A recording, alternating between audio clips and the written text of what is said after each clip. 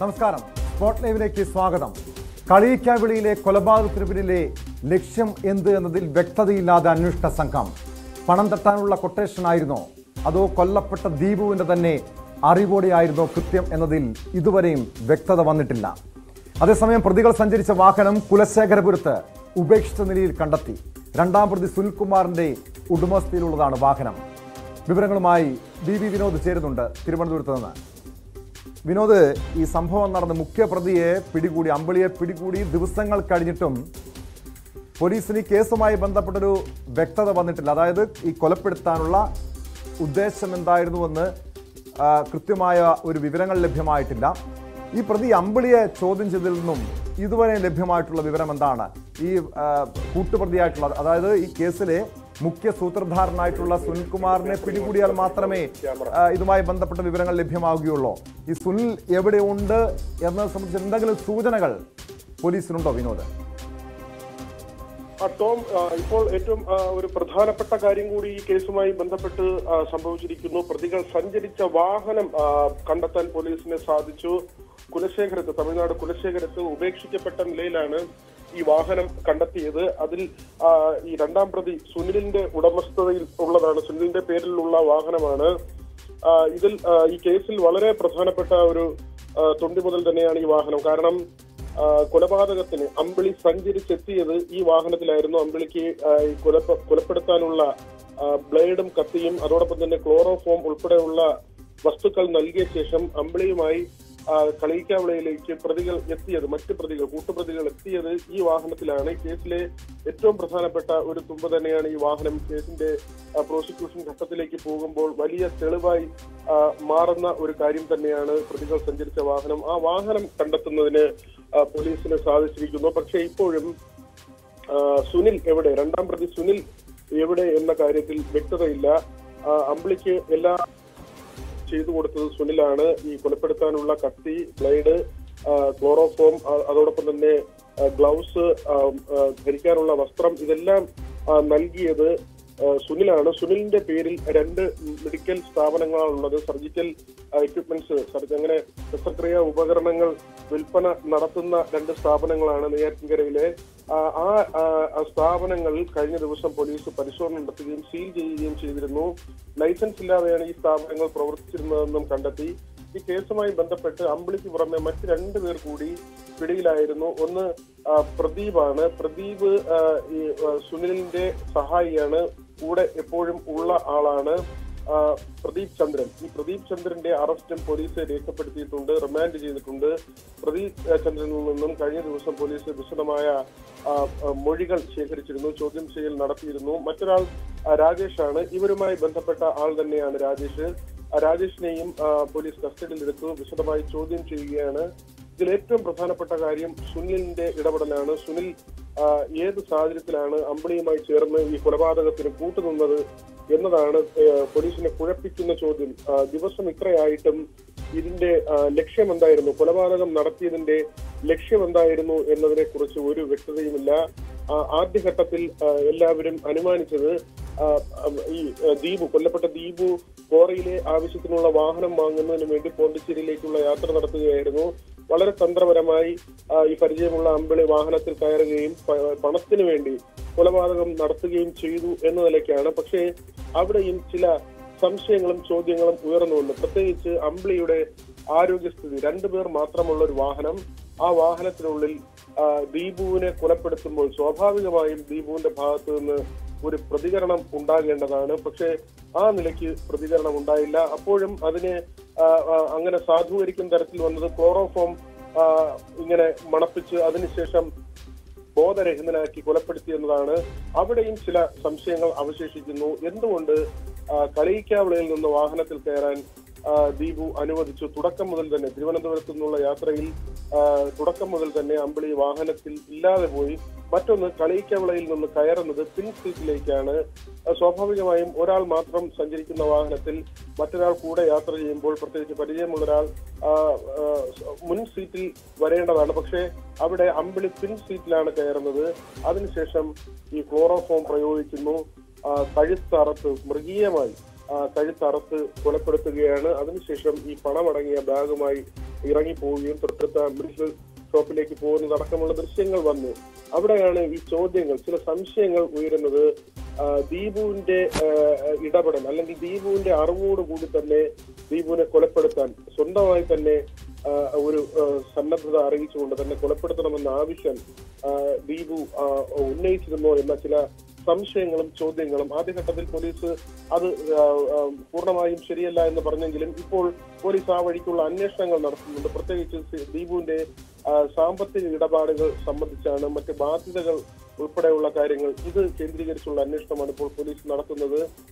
നമുക്ക് പ്രാഥമികമായി മനസ്സിലാക്കാൻ കഴിയുന്നത് ഏതാണ്ട് 4 കോടി രൂപയ്ക്കടുത്തുള്ള ഇൻഷുറൻസ് ദീപുവിന് ഉണ്ടായിരുന്നു എന്നാണ്. അതായത് തന്റെ ബാധ്യതകൾ ഇൻഷുർ ചെയ്യുന്ന ഒരു നിലയിലേക്ക് ദീപു പോയിരുന്നു. അവിടെയാണ് ചില സംശയങ്ങൾ ഉളവാകുന്നത്. പക്ഷേ അതിനൊന്നും തന്നെ സ്ഥിരീകരണമോ അങ്ങനെ ഔദ്യോഗികമായ ഒരു ഭാഷ്യമോ ഇല്ല. പക്ഷേ നമുക്ക് ലഭിക്കുന്ന വിവരം അനുസരിച്ച് ഏതാണ്ട് 4 കോടി രൂപയുടെ ഇൻഷുറൻസ് ദീപു എടുത്തിരുന്നു എന്ന് തന്നെയാണ് മനസ്സിലാക്കുന്നത്. അങ്ങനെയെങ്കിൽ ആ വഴിക്കുള്ള ചില സംശയങ്ങൾ നിലനിൽക്കുന്നുണ്ട്. ഈ കൊലപാതകത്തിന്റെ രീതി പരിശോധിക്കുമ്പോഴും അങ്ങനെയുള്ള ചില സംശയങ്ങൾ ഉളവാകുന്നുണ്ട്. ഇതിലെല്ലാം തന്നെ കൃത്യമായി ഈ പ്രതികൾ നൽകുന്ന മൊഴികളാണ് ഇതിന്. അതൊരു പോലീസിന്റെ ഒരു സംശയമാണോ വിനോദ്? കാരണം ഈ ഇൻഷുറൻസ് തുക തട്ടാനാണെങ്കിൽ മറ്റ് പല മാർഗങ്ങളും പിന്തുടരാമല്ലോ.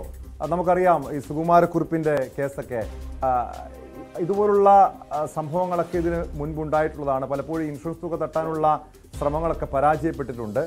ഇവിടെ എന്തുകൊണ്ടായിരിക്കും? അങ്ങനെയാണെങ്കിൽ മറ്റ് സാധ്യതകൾ കൂടി പോലീസ് പരിശോധിക്കേണ്ടതല്ലേ?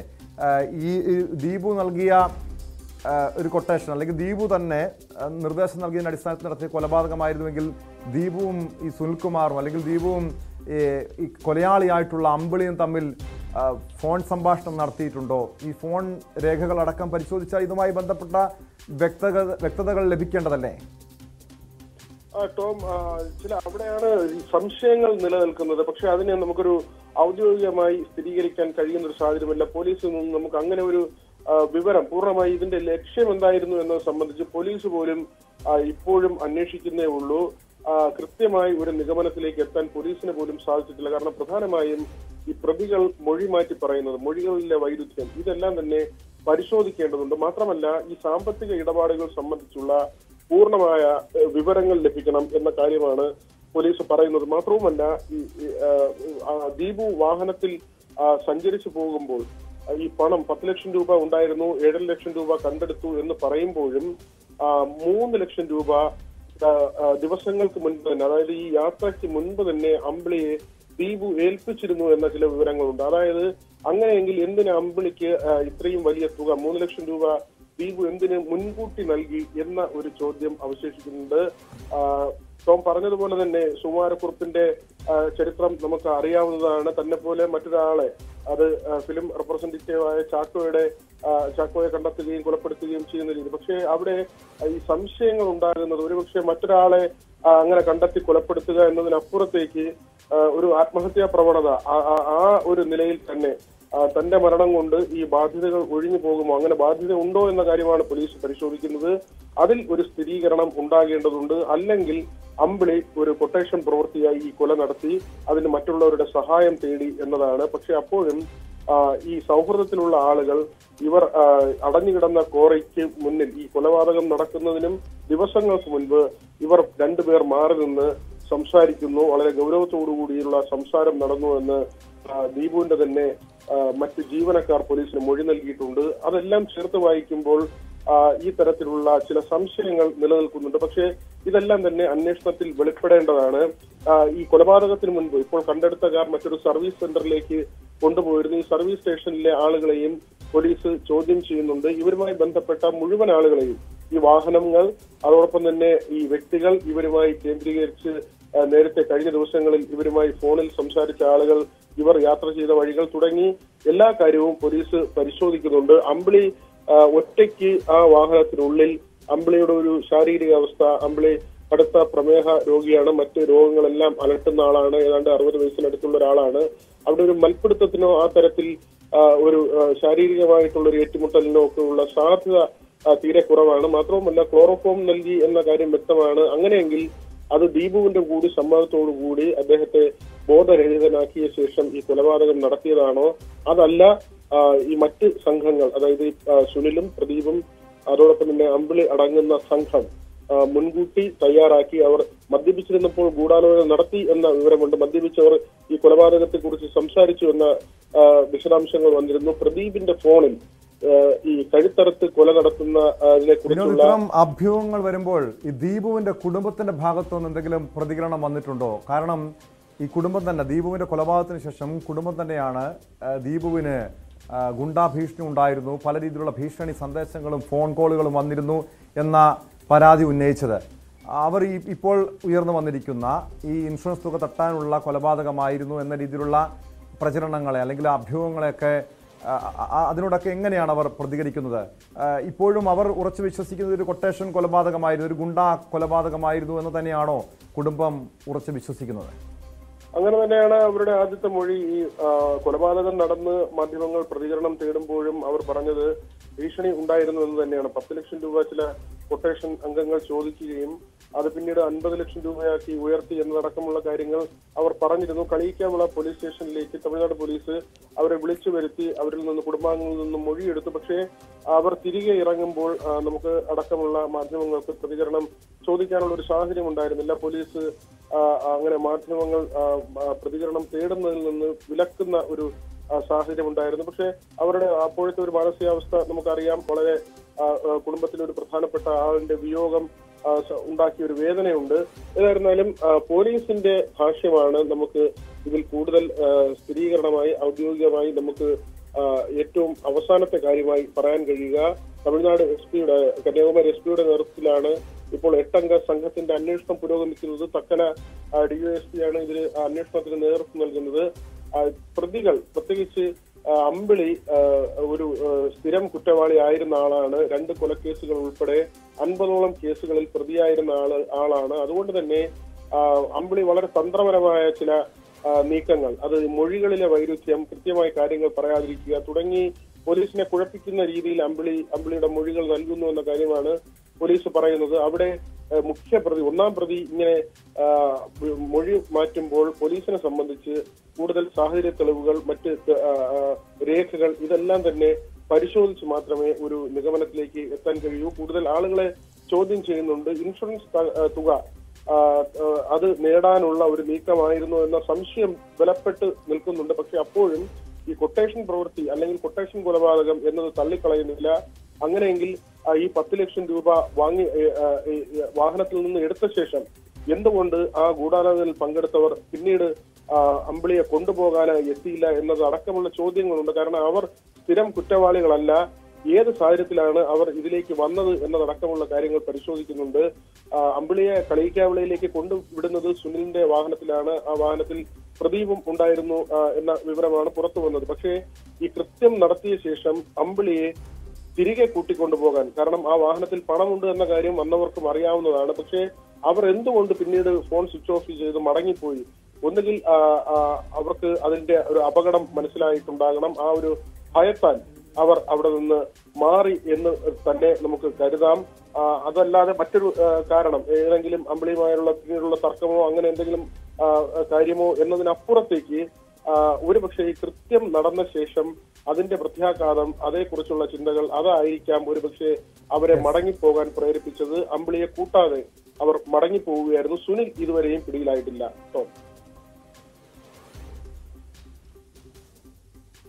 വ്യക്തമാണ്. തിരുവനന്തപുരത്ത് നിന്ന് വി വിനോദാണ് വിവരങ്ങൾ നൽകിയത്.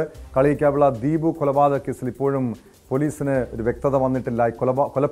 ദീപുവിനെ കൊലപ്പെടുത്താനുള്ള കാരണം എന്താണെന്ന് കണ്ടെത്താൻ കഴിയാത്തതും അതോടൊപ്പം മുഖ്യ ആസൂത്രകനായിട്ടുള്ള സുനിൽകുമാറിനെ പിടികൂടാൻ കഴിയാത്തതുമാണ് പോലീസിനെ സംബന്ധിച്ചേറെ വെല്ലുവിളി നിറഞ്ഞ കാര്യം. കാസർഗോഡ് ആത്മഹത്യ ചെയ്ത കേസാണ് സ്പോട്ട് ലൈവിനെ പരിശോധിക്കുന്നത്. വായ്പാ കുടിശ്ശിക അടയ്ക്കാതെ വീട് നിൽക്കുന്ന 7 സെന്റ് സ്ഥലം ലേലം ചെയ്ത് വിൽക്കുന്നതിനായി നോട്ടീസ് ലഭിച്ചതിന് പിന്നാലെയായിരുന്നു ആത്മഹത്യ. മടിക്കി സ്വദേശിയായ ചെത്തുതൊഴിലാളി ബിനോയിയാണ് ജീവനൊടുക്കിയത്. കാഞ്ഞങ്ങാട് കാർഷിക വികസന ബാങ്കിൽ നിന്നും ബിനോയുടെ ഭാര്യ സിന്ധുവിനാണ് നോട്ടീസ് ലഭിച്ചത്. ബിനോയി അസുഖബാധിതനായതോടെ കുടുംബം കടക്കെണിയിലായി. ബാങ്ക് നോട്ടീസ് വീട്ടിലെത്തുമ്പോൾ ചികിത്സയിലായിരുന്നു ബിനോയ്. KV ബൈജു ചേർന്നുണ്ട് വിശദാംശങ്ങളുമായി. ബൈജു, കഴിഞ്ഞ ദിവസം എറണാകുളം പെരുമ്പാവൂരിൽ സമാനമായ ഒരു വാർത്ത, ഒരു സ്വകാര്യ പണമിടപാട് സ്ഥാപനത്തിൻ്റെ ഭീഷണി മൂലം ഒരു യുവതി ജീവനൊടുക്കുന്നു. കാസർഗോഡ് ഒരു കാർഷിക വികസന ബാങ്കിൽ നിന്നും നോട്ടീസ് ലഭിച്ചതിന് പിന്നാലെ ഗൃഹനാഥൻ ജീവനൊടുക്കുന്നു. ഏറെ വേദനിപ്പിക്കുന്ന കാര്യമാണ് ഇത്. ഈ നോട്ടീസിനപ്പുറം ഏതെങ്കിലും രീതിയിലുള്ള ഭീഷണിയോ മറ്റോ ഉണ്ടായിരുന്നു ഈ കുടുംബത്തിന്?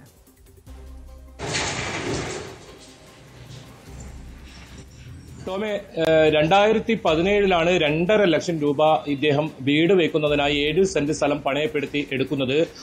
അതിനുശേഷം 1 ലക്ഷത്തോളം രൂപ ഇദ്ദേഹം തിരിച്ചടച്ചു. നിലവിൽ 2,04,000 രൂപ വായ്പാ കുടിശ്ശികയുണ്ടെന്നാണ് ബാങ്ക് ഇത്തരത്തിൽ നോട്ടീസ് അയക്കുമ്പോൾ വ്യക്തമാക്കിയിരുന്നത്. ഇത് ആഗസ്റ്റ് 13 മുൻപ് ഈ തുക അടച്ചില്ലെങ്കിൽ വീട് ജപ്തി ചെയ്യുമെന്ന നോട്ടീസാണ് ഇവർക്ക് നൽകിയത്. ഇതുകൂടാതെ പ്രധാനമായും ബാങ്ക് ഉദ്യോഗസ്ഥർ ഇവരുടെ വീട്ടിലെത്തി ഇവരുടെ ഇത് പത്രങ്ങളിലും മറ്റും ഇത് പ്രസിദ്ധപ്പെടുത്തുമെന്ന് ഒക്കെ പറഞ്ഞു. ഇതാണ് ഈ ഗൃഹനാഥനെ മനം നൊന്ത് ആത്മഹത്യയിലേക്ക് നയിച്ചത്. ഇദ്ദേഹം ഒരു തെങ്ങ് ചെത്ത് തൊഴിലാളിയാണ്. ഇദ്ദേഹത്തിന് നടുവിന് സുഖമില്ലാത്തതുകൊണ്ട് കഴിഞ്ഞ കുറച്ച് നാളുകളായി ഇദ്ദേഹം ജോലിക്ക് പോകുന്നില്ല എന്നാണ് കുടുംബം പറയുന്നത്. അതുകൊണ്ട് തന്നെ വരുമാന മാർഗമില്ലാതെ ഈ വായ്പാ തിരിച്ചടവ് മുടങ്ങിയതാണെന്നാണ് പറയുന്നത്. എന്തായാലും ഇദ്ദേഹം കടം വാങ്ങി ഈ പണം തിരിച്ചെടുക്കാനുള്ള ഒരുക്കത്തിനിടയിൽ ഇത്തരത്തിൽ പത്രത്തിൽ പരസ്യം നൽകുമെന്ന ഇവരുടെ ഉദ്യോഗസ്ഥരുടെ ഇവരോട് വ്യക്തമാക്കിയതാണ് ഇവരെ വലിയ തോതിൽ മനം നൊന്ത് ഇത്തരത്തിൽ ആത്മഹത്യക്ക് ഇടയാക്കിയെന്നാണ് ഈ കുടുംബം പറയുന്നത്. എന്തായാലും വലിയ സങ്കടകരമായ ഒരു വാർത്ത തന്നെയാണ്. ഇത്തരത്തിൽ ഈ ബാങ്കിന്റെ ഈ മനുഷ്യത്വം നോക്കാതെയുള്ള ഈ പെരുമാറ്റമാണ് ഇത്തരത്തിലുള്ള പല ആത്മഹത്യകളിലേക്കും നയിക്കുന്നതിന്റെ ഏറ്റവും ഒടുവിലത്തെ ഉദാഹരണമാണ് കാസർഗോഡ് മടിക്കയിലെ ഈ ബിനോയുടെ ആത്മഹത്യ. എന്തായാലും ഈ സിന്ധുവിന്റെ പേരിലുള്ള 7 സെന്റ് സ്ഥലത്തിനാണ് ഇവർ ഈ വീട് വെക്കാനായി ഈ തുക ബാങ്കിൽ നിന്നും എടുത്തത്. കാഞ്ഞങ്ങാട് കാർഷിക വികസന ബാങ്കിൽ നിന്നാണ് ഇത്തരത്തിൽ 2.5 ലക്ഷം രൂപ വായ്പ എടുത്തിട്ടുണ്ടായിരുന്നത്. ഈ വായ്പയിലാണ് ഇത്തരത്തിൽ കുടിശ്ശിക വന്നിട്ടുണ്ടെന്നും ആഗസ്റ്റ് 13 മുമ്പ് മുഴുവൻ തുകയും, അതായത് 2,04,000 രൂപ പലിശയടക്കം ഇവർ അടച്ചു തീർക്കണം. അതില്ലെങ്കിൽ വീട് ജപ്തി ചെയ്യും. മാത്രമല്ല അതിനു മുമ്പ് തന്നെ പത്രങ്ങളിൽ പരസ്യം നൽകുന്നത് ഉൾപ്പെടെയുള്ള നടപടികളിലേക്ക് ബാങ്ക് കടക്കുമെന്നൊരു ഭീഷണി ഇവരുടെ വീട്ടിലെത്തിയ ഉദ്യോഗസ്ഥർ പറഞ്ഞു എന്നാണ് ഇവരുടെ മകൻ ഉൾപ്പെടെ പറയുന്നത്. ഇവർ ഏതെങ്കിലും തരത്തിൽ ഒരു വരുമാനമില്ലാത്തൊരു സാഹചര്യത്തിൽ ഇത്തരത്തിൽ പണം തിരിച്ചടക്കുന്നതിനൊപ്പം വലിയൊരു മാനഹാനി കൂടി ഭയന്നാണ് അദ്ദേഹം ഈ ആത്മഹത്യ ചെയ്തതെന്നാണ് നമുക്ക് മനസ്സിലാക്കാൻ സാധിക്കുന്നത്. ഇദ്ദേഹം സുഖമില്ലാതെ ആശുപത്രിയിൽ പ്രവേശിപ്പിച്ച സമയത്തായിരുന്നു അത്തരമൊരു മാനഹാനി തന്നെ ആയിരിക്കാം ഈ ഗൃഹനാഥനെ ആത്മഹത്യക്ക് പ്രേരിപ്പിച്ചത്. ബൈജുവിലേക്ക് ഉടൻ തന്നെ മടങ്ങിയെത്താം. കാരണം എന്താണ് യഥാർത്ഥത്തിൽ സംഭവിച്ചത്, ഇത്തരം ഒരു കുടുംബത്തിനെ സംബന്ധിച്ച് കുടുംബത്തിൻ്റെ അവസ്ഥ എന്തായിരുന്നു, ഈ ബിനോയ് ജീവനെടുക്കാനുള്ള കാരണം എന്തായിരുന്നു എന്നത് സംബന്ധിച്ച് ഇവരുടെ കുടുംബം തന്നെ പ്രതികരിക്കുന്നുണ്ട്. വാക്കുകളിലേക്ക്. 19 രാത്രിയാണ്, ഒരു 9 മണി ടൈമിലാണ് അച്ഛൻ വിഷം കഴിക്കുന്നത്. കാരണം ജപ്തി അന്ന് രാത്രി അച്ഛൻ പറയുന്നുണ്ടായിരുന്നു, എൻ്റെ ഇത്ര പൈസ ഇല്ലു, നടക്കാനില്ല, പണിക്ക് പോകാതെ കുറേ അച്ഛൻ, അതുകൊണ്ട് ഇല്ലാന്ന് കഴിക്കുന്നത് നമുക്ക് തോന്നിയത്. അച്ഛന് നടുവേനായിട്ട് ഇവിടെ ഉണ്ടായിന്, ആയുർവേദാശുപത്രിയിലുണ്ടായിന്. എത്ര നടക്കാനുള്ളത് ഇപ്പോൾ? 2 ലക്ഷത്തി പലിശ അടക്കം 2,04,000 സംതിങ് ആയിട്ടുണ്ട്. അതായത് ഏകദേശം 1 ലക്ഷത്തിന് മീത്ത് അടച്ചു നമ്മൾ. എന്തായാലും 1,60 ബാക്കി ഉണ്ടായിരുന്നത്, പക്ഷെ പലിശ കയറിയിട്ട് 2,10 അടുത്ത് എത്തി. ബാങ്കുകാർ അന്ന് 18-ാം തീയതി ഇവിടെ വന്നിട്ടുണ്ടായിരുന്നു. അന്ന് അച്ഛൻ ഹോസ്പിറ്റലാണ്. അന്ന് ഞാൻ അച്ഛനെ വിളിച്ച് പറഞ്ഞിട്ടുണ്ടായിരുന്നു അവിടെ ബാങ്കുകാർ വന്നിട്ടുണ്ടായിരുന്നു. അതുകൊണ്ട് അച്ഛൻ്റെ കയ്യിൽ പൈസ ഇല്ല എന്നുള്ള കാര്യം വന്നു. ഞാൻ 19-ാം തീയതി മാക്സിമം ഉണ്ടാക്കാൻ നോക്കി, പലിശ അടക്കാൻ വേണ്ടിയിട്ട് ഒപ്പം നോക്കി. പക്ഷേ അന്ന് രാത്രിയാണ് അച്ഛൻ ചെയ്യുന്നത്.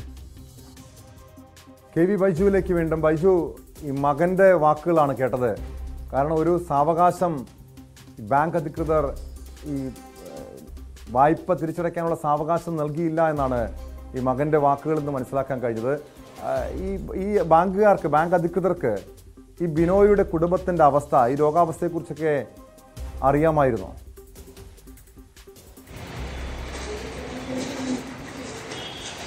തീർച്ചയായും ഈ ബാങ്ക് ഉദ്യോഗസ്ഥർ വീട്ടിലെത്തുമ്പോൾ ഇദ്ദേഹം നടുവിന് ചികിത്സക്കായി ആയുർവേദ ആശുപത്രിയിൽ പ്രവേശിപ്പിച്ച സാഹചര്യമായിരുന്നു. ആ സമയത്താണ് ബാങ്കിൽ നിന്നും ഇത്തരത്തിലുള്ള നോട്ടീസുമായി നേരിട്ട് ഇവരുടെ വീട്ടിലെത്തുന്നത്. പ്രത്യേകിച്ച് നമുക്കറിയാം, ഈ ചെത്ത് തൊഴിലാളികൾക്കൊക്കെ ഈ നടുവേദനയും തെങ്ങിന്റെ മുകളിലൊക്കെ കയറുന്നതുകൊണ്ട് നടുവേദന, ഇത്തരത്തിലുള്ള രോഗങ്ങൾ വലിയ ബുദ്ധിമുട്ട് അനുഭവിക്കുന്നവരാണ് ഇവർ. ഇതിന്റെ കണക്കുകൾ നോക്കിയാൽ തന്നെ നമുക്ക് വ്യക്തമാണ്, 2.5 ലക്ഷം രൂപ ഈ വായ്പ എടുത്തതിൽ ഇപ്പോഴും 2,04,000 രൂപ, 1 ലക്ഷത്തിലധികം അടച്ചിട്ടും അത്രയും തുക പലിശ ഇനത്തിൽ ഉൾപ്പെടെ അടക്കാനുണ്ടെന്നാണ് ബാങ്ക് പറയുന്നത്. ഇതിനൊരു കുറച്ച് സാവകാശം കൊടുത്താൽ ഒരു ജീവൻ ഈ ബാങ്കിന്റെ ഭാഗത്ത് നിന്നും ചെറിയൊരു കരുണ കാണിച്ചു കഴിഞ്ഞാൽ ഈ ജീവൻ പോയില്ലായിരുന്നു എന്ന് തന്നെയാണ് ഇവരുടെ വാക്കുകളിൽ നിന്ന് വ്യക്തം. എന്തായാലും ഒരു വീടിന്റെ അത്താണിയാണ് ഇല്ലാതായത്. ബാങ്കുകാരുടെ ഒരു ചെറിയ ശ്രദ്ധയുണ്ടായിരുന്നെങ്കിൽ ഈ മനുഷ്യൻ ഇപ്പോഴും ജീവിച്ചിരിക്കുമായിരുന്നു. അതുമാത്രമല്ല, ഇത്തരത്തിലുള്ള പലിശകൾ അടച്ച് ഒരു സാവകാശം നൽകുകയോ അത്തരത്തിലുള്ള സമീപനമോ ഇത്തരം ബാങ്കുകളുടെ ഭാഗത്തുനിന്നും ഉണ്ടാകുന്നില്ല എന്നതാണ് ഏറ്റവും സങ്കടകരമായ കാര്യം. എന്തായാലും വളരെ ഈ ഇത്തരത്തിലുള്ള പലിശകൾ ഉൾപ്പെടെയുള്ള കാര്യങ്ങൾക്ക് ബാങ്കുകൾ കടുപിടുത്തം പിടിക്കുന്നത് തന്നെയാണ് ഇത്തരത്തിൽ മനംനൊന്ത് ആത്മഹത്യയിലേക്ക് പ്രേരിപ്പിക്കുന്ന ഒരു വലിയ ഘടകവും.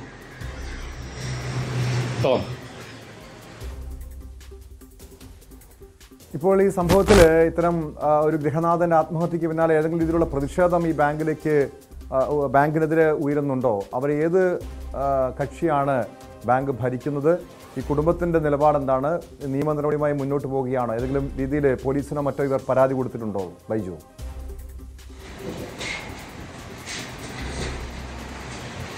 ടോമെ, ഇന്നലെ വൈകിട്ടാണ് ഈ ഇദ്ദേഹത്തിന്റെ സംസ്കാര ചടങ്ങുകൾ ഉൾപ്പെടെ പൂർത്തിയായത്. കുടുംബം ഇപ്പോഴും ഒരു ആഘാതത്തിൽ തന്നെയാണ്. നമ്മൾ അവിടെ എത്തിയപ്പോഴും വലിയ ആഘാതത്തിൽ തന്നെയാണുള്ളത്. എന്തായാലും നിയമ നടപടി ഉൾപ്പെടെയുള്ള കാര്യങ്ങൾ ആലോചിക്കുന്നതേ ഉള്ളൂ. കാരണം അവർക്ക് ഈ ദുഃഖം ഇപ്പോഴും ഇവർക്ക് ആ ഒരു അവസ്ഥയിൽ തന്നെയാണ് ആ വീട്ടിലുള്ളത്. കാരണം ആ കുടുംബത്തിന്റെ ഒരു അത്താണിയാണ് ഇല്ലാതായത്. ആ മകൻ, നമുക്കറിയാം, മകനും ഒരു ജോലി ലഭിക്കുന്ന ഒരു സമയമായിട്ടുള്ള, അദ്ദേഹവും ജോലിക്ക് പോകുന്ന ഒരു സമയമല്ല. ഈ ഭാര്യ ഈ സിന്ധു ഇപ്പോഴും ഈ വായ്പാ കുടിശ്ശിക ഇപ്പോഴും കിടക്കുന്നുണ്ട്. വീട് ഇപ്പോഴും ജപ്തി ഭീഷണിയിൽ തന്നെയാണ്. ആഗസ്റ്റ് 13 മുൻപ് ഈ തുക മുഴുവൻ അടച്ചില്ലെങ്കിൽ വീട് സ്ഥലവും ഉൾപ്പെടെ ജപ്തി ചെയ്യുമെന്ന ഒരു നോട്ടീസിന്റെ ഇത് ഇപ്പോഴും കിടക്കുന്നുണ്ട്. കാരണം ഈ ഭാര്യയുടെ പേരിലായിരുന്നു ഇദ്ദേഹം വായ്പ എടുത്തത്. ഭാര്യയുടെ പേരിലുള്ള സ്ഥലം പണയം വെച്ചാണ് ഇത്തരത്തിൽ വായ്പ എടുത്ത് വീട് നിർമ്മിച്ചത്. അതുകൊണ്ട് തന്നെ ഇവരുടെ ഇപ്പോഴും ബാങ്കിന്റെ ഭീഷണി ഇപ്പോഴും ഇവർക്ക് നിലനിൽക്കുന്നുണ്ട്. ഇനി എങ്ങനെ ഇത് മറികടക്കാമെന്ന ഒരു ചിന്തയും ആലോചനയും ഇവരുടെ ഇടയിൽ നടക്കുന്നുണ്ട്. എന്തായാലും ഇപ്പോഴും ആ കുടുംബം വലിയ ആഘാതത്തിലാണുള്ളത്. ഇതിനെക്കുറിച്ച് ഇവർ ആലോചിച്ചു വരുന്നതേ ഉള്ളൂ. എന്തായാലും ഇദ്ദേഹത്തിന്റെ സംസ്കാര ചടങ്ങുകൾ ഇന്നലെ നടന്നത്. മംഗളൂരുവിലായിരുന്നു കഴിഞ്ഞ ഒരാഴ്ചയായി ഇദ്ദേഹത്തെ പ്രവേശിപ്പിച്ചിരുന്നത്. കാരണം എലിവിഷമായിരുന്നു കഴിച്ചിരുന്നത്. അതുകൊണ്ട് തന്നെ ഗുരുതരമായ നിലയിൽ കരൾ ഉൾപ്പെടെയുള്ള ആന്തരിക അവയവങ്ങളെ ബാധിച്ച് അത്തരത്തിലൊരു മരണം സംഭവിക്കുകയായിരുന്നു ഉണ്ടായത്. എന്തായാലും കുടുംബം വലിയ ആഘാതത്തിൽ തന്നെയാണ് ഇപ്പോഴും ഉള്ളത്. മറ്റു നിയമ നടപടികളോ മറ്റു കാര്യങ്ങളെ കുറിച്ച് ഇപ്പോൾ ആലോചിച്ച് വരുന്നേ ഉള്ളൂ. എന്തായാലും ഇപ്പോഴും ബാങ്കിന്റെ ജപ്തി ഭീഷണി കുടുംബത്തിന് നിലനിൽക്കുന്നുണ്ട് എന്നതാണ് ഈ കാര്യത്തിൽ ഏറ്റവും വലിയ പ്രത്യേകത. ടോം,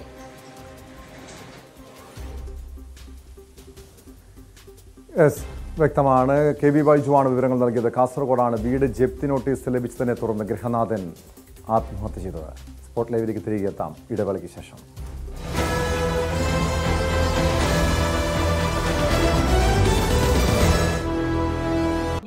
കൂടുതൽ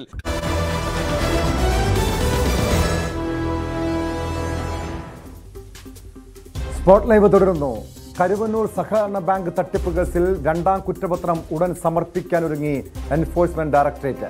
AC മൊയ്തീൻ, CPM തൃശൂർ ജില്ലാ സെക്രട്ടറി അടക്കമുള്ളവർക്ക് ക്ലീൻ ചിറ്റ് നൽകിയിട്ടില്ല. 2ാം കുറ്റപത്രത്തിൽ കൂടുതൽ CPM നേതാക്കൾ പ്രതിപട്ടികയിൽ ഉണ്ടാകാനാണ് സാധ്യത.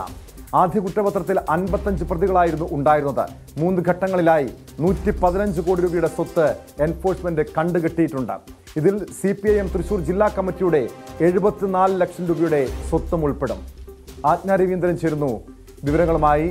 ആജ്ഞ, ഈ കരുവന്നൂർ സഹകരണ ബാങ്ക് തട്ടിപ്പ് കേസിന്റെ അന്വേഷണത്തിൽ കൂടുതൽ വിവരങ്ങൾ, അതായത് CPM ജില്ലാ നേതൃത്വത്തിന് ഈ തട്ടിപ്പിൽ പങ്കുണ്ട് എന്ന് സംബന്ധിച്ച് EDയുടെ കണ്ടെത്തലുണ്ട്. ഇതിന്റെ അടിസ്ഥാനത്തിൽ എന്തായാലും CPM ജില്ലാ സെക്രട്ടറിയും പ്രതിപട്ടികയിൽ ഉൾപ്പെടും എന്ന് തന്നെ കരുതണമല്ലേ?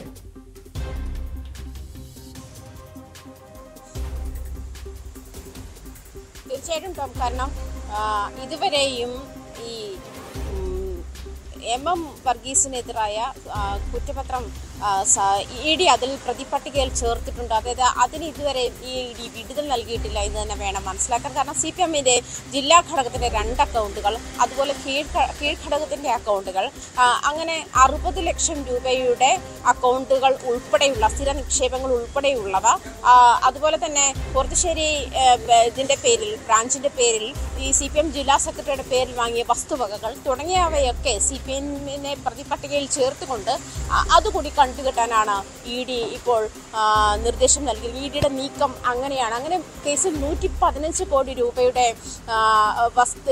നിക്ഷേപവും ഉൾപ്പെടെ 115 കോടി രൂപയുടെ ആസ്തിയാണ് കണ്ടുകെട്ടിയിരിക്കുന്നത്. ഇത് മാത്രമല്ല, നേരത്തെ ബാങ്കിൽ നിന്നും ഈ കരുവന്നൂർ ബാങ്കിലെ തട്ടിപ്പുമായി ബന്ധപ്പെട്ട് നടത്തിയ ഇടപാടുകളിലൂടെയാണ് ഇങ്ങനെ CPM-ന്റെ ജില്ലാ നേതൃത്വം ഉൾപ്പെടെയുള്ള, അല്ലെങ്കിൽ CPM-ന്റെ അനുയായികളായ പലരും കോടീശ്വരന്മാരായി തീർന്നതെന്നാണ് ED-യുടെ കണ്ടെത്തൽ.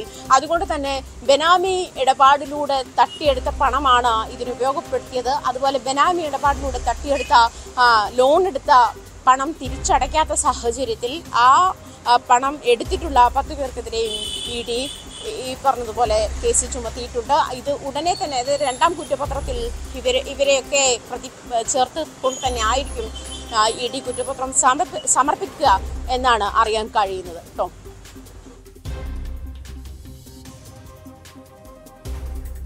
കഴിഞ്ഞ ദിവസവും ED കൂടുതൽ നടപടികളിലേക്ക് കടക്കുകയാണ്. CPM-ന്റെ ഉടമസ്ഥയിലുള്ള സ്വത്തുവകകളടക്കം കണ്ടുകെട്ടുന്നു. ഏകദേശം 115 കോടി രൂപയുടെ സ്വത്തുവകകൾ കണ്ടിട്ടുണ്ട്. അതിൽ തൃശ്ശൂർ ജില്ലാ കമ്മിറ്റിയുടെ 74 ലക്ഷം രൂപയുടെ സ്വത്ത് ഉൾപ്പെടെയുണ്ട്. ഈ അടുത്തിടെ CPM വാങ്ങിയ ഒരു സ്ഥലം, അതുപോലും ഈ കള്ളപ്പണ ഇടപാടിലൂടെ കരുവന്നൂരിലെ ഈ തട്ടിപ്പ് പണത്തിലൂടെ വാങ്ങിയതാണെന്നൊക്കെ കണ്ടെത്തലുണ്ടല്ലോ.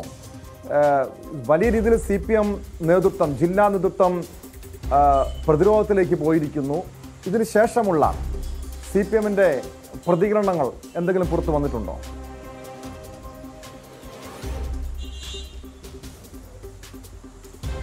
ഇതിനുശേഷം ടോം, എന്നും വർഗീസ് നേരത്തെ മുതലേ ഈ ഇടപാടുകൾ, അതായത് ED-യുടെ ഇടപെടൽ ഇത്തരത്തിലുണ്ടാകുന്നത് അത് CPM-നെ കരിവാരിത്തേക്കാൻ വേണ്ടിയിട്ടുള്ള നീക്കമാണ് എന്ന് തന്നെ ആയിരുന്നു. പക്ഷേ ED-യുടെ ഈ ഇടപെടൽ അനുസരിച്ചിട്ട് കണ്ടെത്തിയിരിക്കുന്ന 115 കോടിയുടെ സ്വത്തുവകൾ, അതുപോലെ ടോം സൂചിപ്പിച്ചതുപോലെ CPM-ന്റെ കൊർത്തുശ്ശേരി ബ്രാഞ്ചിന് വേണ്ടിയിട്ട് ഈ M വർഗീസിന്റെ പേരിൽ തന്നെ വാങ്ങിയിട്ടുള്ള സ്വത്തുവകകളും കണ്ടുകെട്ടാനാണ് നീക്കം. മാത്രമല്ല, ഈ കീഴ്ഘടകങ്ങളുടെ CPM-ന്റെ ജില്ലാ കമ്മിറ്റിയുടെ പേരിലുള്ള ഈ 74 ലക്ഷത്തിന്റെ സ്ഥിര നിക്ഷേപം, അതിനുശേഷം 60 ലക്ഷത്തിന്റെ വീതം ഉള്ള CPM-ന്റെ കീഴ്ഘടകങ്ങളുടെ സ്ഥിര നിക്ഷേപങ്ങൾ ഉൾപ്പെടെയുള്ളവ കണ്ടുകെട്ടാനുമാണ് ED നിർദ്ദേശം നൽകിയിരിക്കുന്നത്. അത് ഈ കണ്ടുകെട്ടുന്ന തുക, ഞാൻ നേരത്തെ സൂചിപ്പിച്ചതുപോലെ തന്നെ, ഈ തുകയൊക്കെ അല്ലെങ്കിൽ ഇത്തരത്തിൽ കരുവന്നൂർ ബാങ്കിൽ നിന്നും ബെനാമി ഇടപാടിലൂടെ വായ്പാ തട്ടിപ്പ് നടത്തിയാണ് CPM-ന്റെ അനുയായികൾ ആയിട്ടുള്ള M വർഗീസ് ഉൾപ്പെടെയുള്ള ആളുകൾ ഇത്തരത്തിലേറെ ഒരു പണം സമ്പാദിച്ചത് എന്നാണ് ED-യുടെ കണ്ടെത്തൽ. അതുകൊണ്ട് തന്നെ ഇത് മുഴുവൻ പിടിച്ചെടുത്ത് ഇപ്പോൾ തന്നെ 115 കോടി രൂപയുടെ സ്വത്തുവകകളും നിക്ഷേപങ്ങളുമാണ് പിടിച്ചെടുക്കാൻ തന്നെ തീരുമാനിച്ചിട്ടുള്ളത്. ഈ 2ാം കുറ്റപത്രത്തിൽ നേരത്തെ 55 പ്രതികളായിരുന്നുള്ളത്. കൂടുതൽ പ്രതികളുടെ പേര് ചേർത്തേക്കാനുള്ള സാധ്യതയുണ്ട്. അതുമാത്രമല്ല, 10 പ്രതികളുടെ പേര്, ഈ ബെനാമി ഇടപാടിലൂടെ പണം തട്ടിയെടുത്തു എന്ന് തെളിഞ്ഞിട്ടുള്ള 10 പേരുടെ പേര് കൂടി അഡീഷണൽ ആയിട്ട് ഈ കുറ്റപത്രത്തിൽ ചേർക്കുമെന്നാണ് മനസ്സിലാക്കാൻ കഴിയുന്നത്. എന്തായാലും ഈ നിക്ഷേപകരുടെ പണം ഈ കണ്ടെത്തുന്ന തുകയിൽ നിന്നും, അതായത് പ്രതികളുടെ ഭാഗത്തു നിന്നും കണ്ടെത്തുന്ന തുകയിൽ നിന്നും ഈടാക്കാൻ തടസ്സങ്ങളൊന്നുമില്ല എന്ന് ED-യുടെ പബ്ലിക് പ്രോസിക്യൂട്ടർ വിചാരണ കോടതിയെ അറിയിച്ചിട്ടുണ്ട്. മാത്രമല്ല, PMLA സ്കീം വഴി അത് ഈ നിക്ഷേപം നഷ്ടപ്പെട്ട ആളുകൾക്കുള്ള അതിനുള്ള അപേക്ഷ നൽകാം. അതിന്റെ മുറ അനുസരിച്ച്, അതായത് 2019 ഭേദഗതി ചെയ്യപ്പെട്ട നിയമത്തിൽ PMLA നിയമം അനുസരിച്ചിട്ട് വിചാരണ കോടതിക്ക് ഇക്കാര്യത്തിൽ തീരുമാനം എടുക്കാമെന്നാണ് മനസ്സിലാക്കാൻ കഴിയുന്നത്. കേട്ടോ,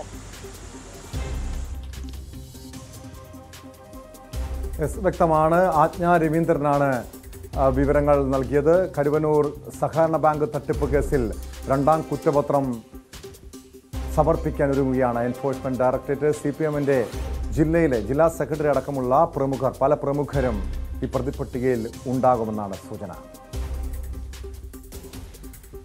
പൂക്കോട് വെറ്ററിനറി സർവകലാശാലയിലെ വിദ്യാർത്ഥിയായിരുന്ന സിദ്ധാർത്ഥൻ ആത്മഹത്യ ചെയ്ത കേസിലെ പ്രതികൾക്ക് പരീക്ഷ എഴുതാൻ അവസരം ലഭിച്ചതിനെതിരെ പരാതിയുമായി സേവ് യൂണിവേഴ്സിറ്റി ആക്ഷൻ കൗൺസിൽ. വസ്തുതകൾ വെറ്ററിനറി സർവകലാശാല മറച്ചുവെച്ചതുകൊണ്ടാണ് കോടതി ഇവർക്ക് പരീക്ഷ എഴുതാൻ അനുമതി നൽകിയതെന്നാണ് ആക്ഷേപം. ഇത് ചൂണ്ടിക്കാട്ടി ഗവർണർക്കടക്കം പരാതി നൽകിയിരിക്കുകയാണ് സിദ്ധാർത്ഥിന്റെ കുടുംബം. ഡാൻ കുര്യൻ ചേരുന്നു വിവരങ്ങളുമായി. ഡാൻ, വലിയ രീതിയിലുള്ള പ്രതിഷേധമുയരുന്നുണ്ട് ഈ സിദ്ധാർത്ഥ് കേസുമായി ബന്ധപ്പെട്ട്. കേസിലെ പ്രതികൾക്ക് ഈ പരീക്ഷ എഴുതാനുള്ള അവസരം നൽകിയതിനെതിരെ ഇത് നിയമപരമായിട്ട് തന്നെയാണോ ഈ വിദ്യാർത്ഥികൾ, ഈ പ്രതിപട്ടികയിലുള്ള വിദ്യാർത്ഥികൾ പരീക്ഷ എഴുതിയത്? അവിടെ ഏതെങ്കിലും രീതിയിലുള്ള നിയമലംഘനം നടന്നിട്ടുണ്ടോ ഡാൻ? CBI അന്വേഷിക്കുന്ന കേസിൽ CBI കുറ്റപത്രം സമർപ്പിക്കുകയും 3 മാസം റിമാൻഡിൽ കഴിഞ്ഞതിന് ശേഷം ജാമ്യം ലഭിക്കുകയും ചെയ്ത വെറ്ററിനറി സർവകലാശാലയിലെ ഈ കേസിൽ ഉൾപ്പെട്ട പ്രതികൾക്കാണ് പരീക്ഷ എഴുതാൻ വെറ്ററിനറി സർവകലാശാല അനുവാദം നൽകിയത്. കോടതിയായിരുന്നു ഇതുമായി ബന്ധപ്പെട്ട തീർപ്പ് കൽപ്പിച്ച് അവർക്ക് പരീക്ഷ എഴുതാമെന്ന് പരീക്ഷ നടക്കുന്നതിന് തലേ ദിവസം സമർപ്പിച്ച ഹർജിയിന്മേൽ ഉത്തരവിടുകയും ചെയ്തത്. പക്ഷേ സിംഗിൾ ബെഞ്ച് വിധിക്കെതിരെയാണ് ഈ സേവ് യൂണിവേഴ്സിറ്റി ആക്ഷൻ ഫോറം ഇപ്പോൾ രംഗത്തെത്തിയിരിക്കുന്നത്. ഗവർണർ ആരിഫ് മുഹമ്മദ് ഖാൻ അടക്കം അവർ നേരിട്ട് പരാതി നൽകിയിരിക്കുന്ന ഒരു സാഹചര്യമാണ് നിലവിലുള്ളത്. ഇതിൽ പ്രധാനമായി ചൂണ്ടിക്കാണിക്കുന്ന കാര്യം ഈ വെറ്ററിനറി സർവകലാശാലയുടെ ദേശീയ തലത്തിലുള്ള മാനദണ്ഡങ്ങൾ അനുസരിച്ച് 75% കുറയാത്ത ഹാജർ നിലയുള്ളവർക്ക് മാത്രമേ പരീക്ഷ എഴുതാൻ അനുവാദമുള്ളൂ. പക്ഷേ ഈ കേസിൽ ഉൾപ്പെട്ടിരിക്കുന്ന പ്രതികൾക്ക് 50% താഴെ മാത്രമാണ് ഹാജരുള്ളത്. അതുകൊണ്ട് തന്നെ അവർക്ക് പരീക്ഷ എഴുതാൻ സർവകലാശാല മുമ്പോട്ട് വെക്കുന്ന നിഷ്കർഷിക്കുന്ന മാനദണ്ഡങ്ങൾ പ്രകാരം അനുവാദം ഇല്ല എന്നാണ് സേവ് യൂണിവേഴ്സിറ്റി ആക്ഷൻ ഫോറം പ്രധാനമായി ഉന്നയിക്കുന്ന ആരോപണം. ഈ വസ്തുത മറച്ചുവെച്ചുകൊണ്ട് പരീക്ഷ എഴുതാൻ അവസരം ഒരുക്കി നൽകിയതിന് പിന്നിൽ സർവകലാശാലയ്ക്ക് വെറ്ററിനറി സർവകലാശാലയ്ക്ക് പങ്കുണ്ട്. അവർക്ക് വേണ്ടി അവസരം ഒരുക്കി നൽകുകയായിരുന്നു പരീക്ഷ എഴുതാൻ എന്ന ആക്ഷേപമാണ് മുമ്പോട്ട് വെക്കുന്നത്. അതോടൊപ്പം ഈ വെറ്ററിനറി സർവകലാശാലയിലെ ആൻറ്റി റാഗിംഗ് വിരുദ്ധ സ്ക്വാഡിൻ്റെയും കൃത്യമായ നിർദ്ദേശം അനുസരിച്ച് അവരുടെ ഉത്തരവിന്മേൽ 3 വർഷം ഈ വിദ്യാർത്ഥികളെല്ലാം കോളേജിൽ നിന്ന് പുറത്താക്കപ്പെട്ടവരാണ്. അങ്ങനെയുള്ളവർക്ക് എങ്ങനെ പരീക്ഷ എഴുതാൻ അവസരം ഒരുങ്ങി? അവിടെ കൃത്യമായി കോടതിക്ക് മുമ്പിൽ സർവകലാശാല അധികൃതർ വസ്തുതകൾ മറച്ചുവെച്ചതുകൊണ്ടാണ് പരീക്ഷ എഴുതാനുള്ള അവസരം ഇവർക്ക് ലഭിച്ചത് എന്ന ആക്ഷേപമാണ് സേവ് യൂണിവേഴ്സിറ്റി ആക്ഷൻ ഫോറം മുമ്പോട്ട് വെച്ചിരിക്കുന്നത്. ഈ വസ്തുതകൾ ഗവർണർക്ക് മുമ്പിൽ ചൂണ്ടിക്കാണിച്ചുകൊണ്ട് അതോടൊപ്പം ഈ പരീക്ഷ അല്ലെങ്കിൽ ഇതുമായി ബന്ധപ്പെട്ട നേരത്തെ തന്നെ പരാതിയുമായി രംഗത്തുള്ള സിദ്ധാർത്ഥിന്റെ കുടുംബത്തെ കൂടി കേസിൽ കക്ഷി ചേരാൻ അനുവാദം നൽകണമെന്നാവശ്യപ്പെട്ട് സിംഗിൾ ബെഞ്ച് വിധിക്കെതിരെ അടക്കം നിയമപരമായി മുമ്പോട്ട് നീങ്ങാനുള്ള തീരുമാനത്തിലാണ് save university action forum. Tom,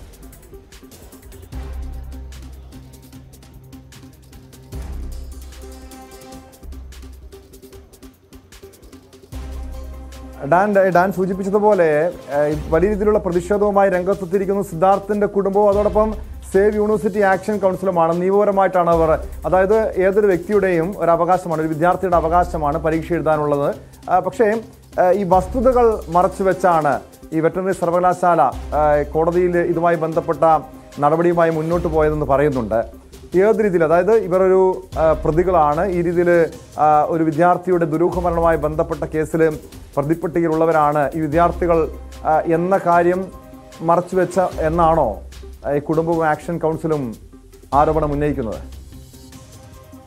കുറ്റപത്രം സമർപ്പിക്കപ്പെട്ട പ്രമാദമായ ഒരു കേസാണ് ഈ സിദ്ധാർത്ഥന്റെ മരണം, ദുരൂഹ മരണം ഉണർത്തിയ കേസ്. സ്വാഭാവികമായി അതുമായി ബന്ധപ്പെട്ട കേരളത്തിൽ മുഴുവൻ ഈ സർക്കാരിനെ പ്രതിരോധത്തിലാക്കുന്ന തരത്തിലേക്ക് വലിയ തരത്തിലുള്ള പ്രതിഷേധങ്ങൾ, പ്രകടനങ്ങളൊക്കെ നടക്കുകയും അത് സർക്കാരിനെ വലിയ അക്ഷരാർത്ഥത്തിൽ പ്രതിരോധത്തിലാക്കുന്ന ഒരു സാഹചര്യം ഉണ്ടായതിന് പിന്നാലെയാണ് ക്രൈംബ്രാഞ്ച് അന്വേഷിച്ചിരുന്ന കേസ് CBIക്ക് കൈമാറാൻ മുഖ്യമന്ത്രി തന്നെ ഉത്തരവിടുന്ന ഒരു പശ്ചാത്തലം നമുക്കതെല്ലാം അറിയാവുന്നതാണ്. അതിനുശേഷം CBI ഉദ്യോഗസ്ഥർ ഈ കേസ് ഏറ്റെടുക്കാൻ കാലതാമസം ഉണ്ടായത് ആഭ്യന്തര വകുപ്പിൽ നിന്ന് ഇതുമായി ബന്ധപ്പെട്ട ഔദ്യോഗിക ഉത്തരവ് കേന്ദ്ര ആഭ്യന്തര മന്ത്രാലയത്തിന് കൈമാറുന്നതിൽ ബോധപൂർവമായി കാലതാമസം വരുത്തിയത് മൂലമാണ് എന്ന ആക്ഷേപം അത് വലിയ വിവാദങ്ങൾക്ക് വഴിവെച്ചു.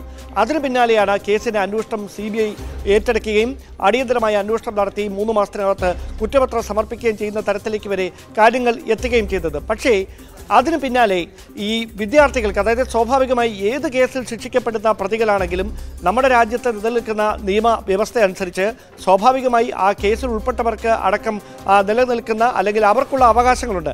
ആ അവകാശങ്ങൾ മാനിച്ചുകൊണ്ട് തന്നെയാണ് ഈ സിദ്ധാർത്ഥ മരണവുമായി ബന്ധപ്പെട്ട ദുരൂഹ മരണവുമായി ബന്ധപ്പെട്ട കേസിൽ പ്രതി ചേർക്കപ്പെട്ട വിദ്യാർത്ഥികൾക്ക് പരീക്ഷ എഴുതാൻ അവസരം ലഭിച്ചത് എന്ന് തന്നെയാണ് കോടതിയുടെ ഉത്തരവിൽ നമുക്ക് വ്യക്തമാക്കാൻ അല്ലെങ്കിൽ അതുമായി ബന്ധപ്പെട്ട് നമുക്ക് ബോധ്യപ്പെട്ടിരിക്കുന്ന കാര്യവും. പക്ഷേ ഇവിടെ മുമ്പോട്ട് വെക്കുന്ന പ്രധാനപ്പെട്ട ഗുരുതരമായ ആക്ഷേപം എന്ന് പറയുന്നത് 75% ഹാജരില്ലാത്ത വിദ്യാർത്ഥികൾക്ക് പരീക്ഷ എഴുതാൻ അനുവാദം നൽകുകയില്ല എന്നുള്ള സർവകലാശാലയുടെ മാനദണ്ഡം കാറ്റിൽ പറത്തിക്കൊണ്ട് 50% താഴെ മാത്രം ഹാജർ നിലയുള്ള ഈ കേസിൽ ഉൾപ്പെട്ട പ്രതികൾക്ക് പിന്നീട് എങ്ങനെ പരീക്ഷ എഴുതാൻ കഴിഞ്ഞു എന്നുള്ള ചോദ്യമാണ്. അവിടെ ബോധപൂർവമായ വീഴ്ച വരുത്തിയത് വെറ്ററിനറി സർവകലാശാലയാണോ അതോ അത് കൃത്യമായി കോടതിയെ ബോധിപ്പിക്കാൻ കഴിയാതിരുന്നതാണോ?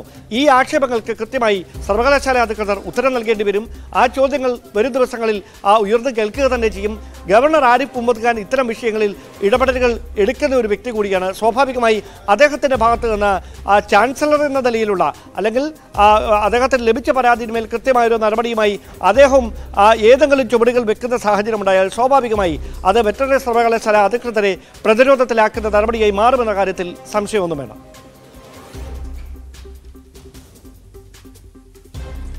ഈ നടപടിക്കെതിരെ ഈ കുടുംബ സേവ ഈ ആക്ഷൻ കൗൺസിലോ ഈ കോടതിയെ സമീപിക്കാനുള്ള ഒരു നിയമപരമായിട്ട് നടപടിയുമായി മുന്നോട്ട് പോകാനുള്ള സാധ്യതയുണ്ടോ ഡാൻ?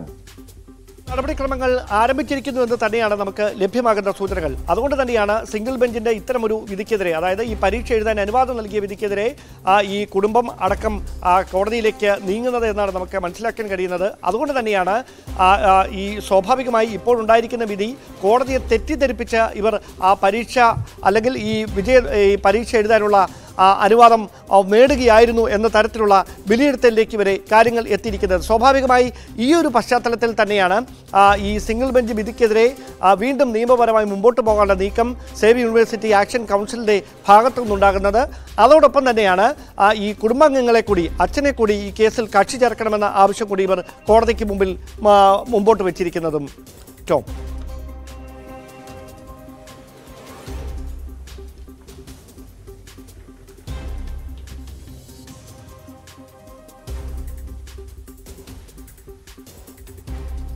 ഡാൻ കുര്യനാണ് വിവരങ്ങൾ നൽകിയത്. സ്പോട്ട് ലൈവിലേക്ക് മടങ്ങിയെത്താം ഇടവേളയ്ക്ക് ശേഷം.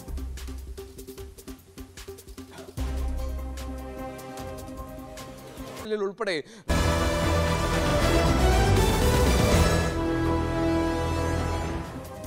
സ്പോട്ട് ലൈവ് തുടരുന്നു. ആശുപത്രി ലിഫ്റ്റിൽ പെരുമ്പാമ്പ്.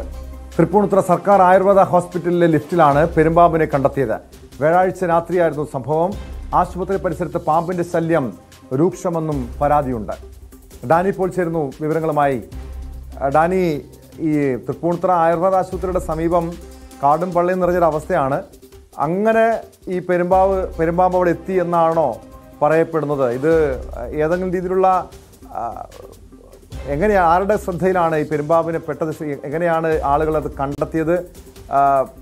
ഈ പരിസരത്തൊരു സാഹചര്യം എങ്ങനെയാണ് ഡാനി?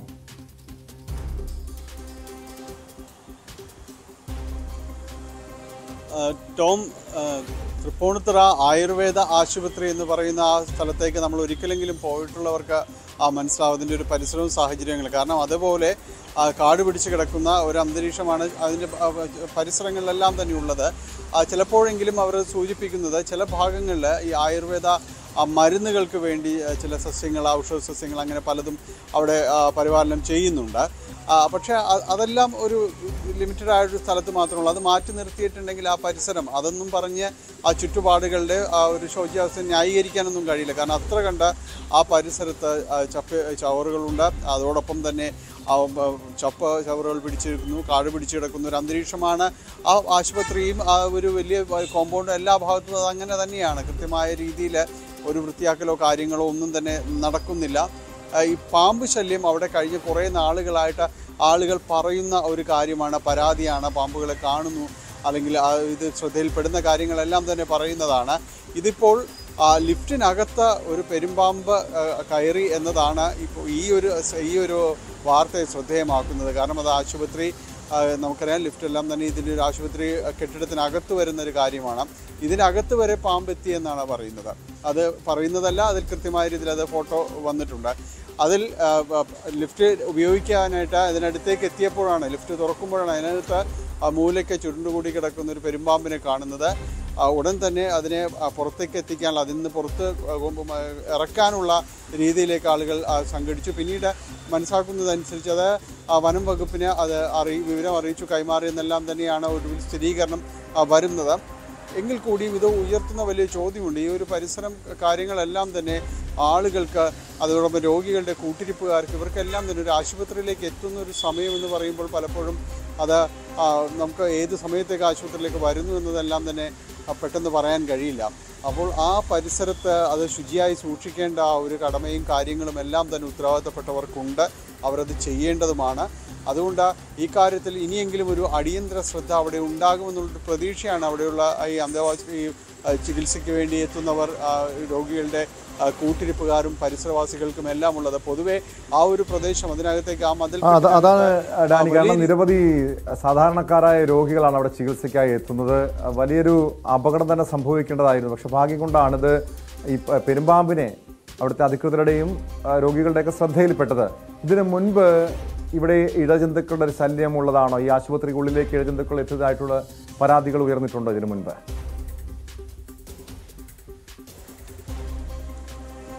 ടോം, ഇത് ആശുപത്രിക്കകത്തേക്ക് ഇഴജന്തുക്കൾ എത്തിയതായിട്ട് ഇതുവരെയും ആ രീതിയിൽ പരാതികൾ ഉയർന്നിട്ടില്ല ആശുപത്രിക്കകത്തേക്ക്.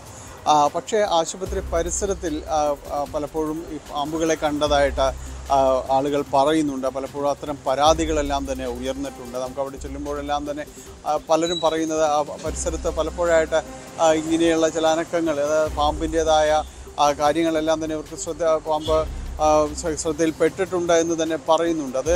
അതുവഴി അടുത്ത കെട്ടിടത്തിലേക്കെല്ലാം നടന്നു പോകുമ്പോൾ, അതിനകത്തുകൂടി കടന്നു പോകുമ്പോഴെല്ലാം അവർക്ക് ഒരു ആശങ്ക ഉയർന്നിട്ടുണ്ട്. ഇപ്പോഴത് പ്രത്യക്ഷത്തിലായിരിക്കുന്നു. ഒപ്പം തന്നെ നമ്മളവിടെ ചെല്ലുമ്പോൾ ആ കെട്ടിടത്തിൽ അതിൻ്റെ ഒരു റിസപ്ഷൻ കാര്യങ്ങൾ, അതിൻ്റെ അടുത്തേക്ക് ചെല്ലുമ്പോൾ ആ പരിസരത്തെല്ലാം തന്നെ ഇതുപോലെ കാട് പിടിച്ച് കിടക്കുന്നൊരു അന്തരീക്ഷം തന്നെയാണ് ഉള്ളത്. അതുകൊണ്ട് ഇപ്പോൾ വന്നിരിക്കുന്ന ഈ സംഭവങ്ങളോട് ചേർക്കുമ്പോൾ ഒരു ആശങ്ക ഉണർത്തുന്നുണ്ട്. കൃത്യമായി ശ്രദ്ധയോടുകൂടി ഇത്തരം കാര്യങ്ങൾ, ആശുപത്രി വളപ്പുകൾ, അത് ഓർക്കേണ്ടതാണ്. ആശുപത്രി വളപ്പാണത്. അപ്പോൾ ഈ ഒരു സാഹചര്യങ്ങളെല്ലാം, അതിൻ്റെ ഒരു അടിസ്ഥാന സൗകര്യങ്ങൾ മെച്ചപ്പെടുത്തുക എന്ന് പറയുന്നത്, കെട്ടിടങ്ങൾ ഉയർത്തുക എന്നതിനൊപ്പം തന്നെ അതിൻ്റെ ചുറ്റുപാടുകളുടെ ഒരു ശുചീകരണം കൂടി അതിൽ വരുന്നത് തന്നെയാണ്, ഒരു സംശയവുമില്ല. അതുകൊണ്ട് അത്തരം കാര്യങ്ങൾ കൂടി ശ്രദ്ധ ചെലുത്തേണ്ടതാണ്. അതിൻ്റെ പരിസരവും പ്രദേശങ്ങളും എല്ലാം തന്നെ കൃത്യമായിട്ട് ശുചീകരിച്ച് പോകേണ്ടതാണ്. അതുകൊണ്ടാണ് ആശുപത്രിയുടെ പരിസരത്തിന് തൊട്ടടുത്ത് വരെ ഈ പാമ്പ്, ഇഴജന്തുക്കൾ ഇതിനെല്ലാം തന്നെ വരാനായിട്ട് സാധിക്കുന്നത്. തരം കിട്ടിയാൽ അത് അകത്തേക്ക് കയറാനെല്ലാം തന്നെ ശ്രമിക്കുകയും എല്ലാം ചെയ്യുന്നത്. ആ ഒരു സാഹചര്യങ്ങൾ ഒഴിവാക്കപ്പെടേണ്ടതാണ്.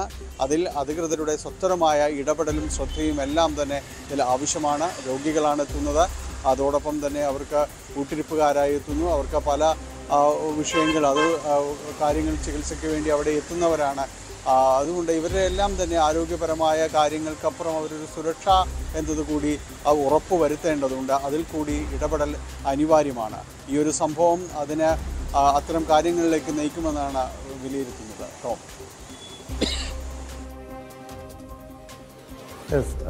ഡാനി ഇപ്പോൾ സൂചിപ്പിച്ചതുപോലെ അധികൃതർ ഏറെ ഗൗരവത്തോടെ കാണേണ്ട വിഷയമാണ്. കാരണം ഈ രോഗികളുടെ ജീവന് പോലും അപകടം സൃഷ്ടിക്കുന്ന രീതിയിലാണ് ഈ ഇഴജന്തുക്കൾ ആശുപത്രിയിലേക്ക് കയറി വന്ന. അത്തരം അപകടങ്ങൾക്കുള്ള സാധ്യതയുണ്ട്. അത് ഒഴിവാക്കാനുള്ള ശ്രമങ്ങളാണ്, നീക്കങ്ങളാണ് ആശുപത്രിയുടെ അധികൃതരുടെ ഭാഗത്തു നിന്നും ഉണ്ടാകേണ്ടത്. പ്രത്യേകിച്ചും മഴക്കാലമാണ്.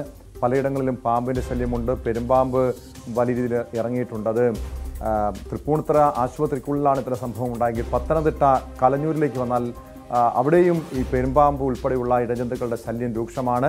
കലഞ്ഞൂരിലൊരു നായയെയാണ് പെരുമ്പാമ്പ് വിഴുങ്ങിയത്. കലഞ്ഞൂർ പോത്തുപാറയിലാണ് സംഭവം ഉണ്ടായത്. കിഷോർ എന്നയാളുടെ വളർത്തുനായ ചത്തു. ശശിനാരായണൻ ചേരുന്നു വിവരങ്ങളുമായി. ശശിനാരായണൻ, ഇപ്പോൾ നമ്മൾ ഈ തൃപ്പൂണിത്തുറയിലെ വിഷയമാണ് ഡാനി ഇപ്പോൾ സൂചിപ്പിച്ചത്. അവിടെ ആശുപത്രിയിലാണ് ഈ പ്രശ്നമുണ്ടായതെങ്കിൽ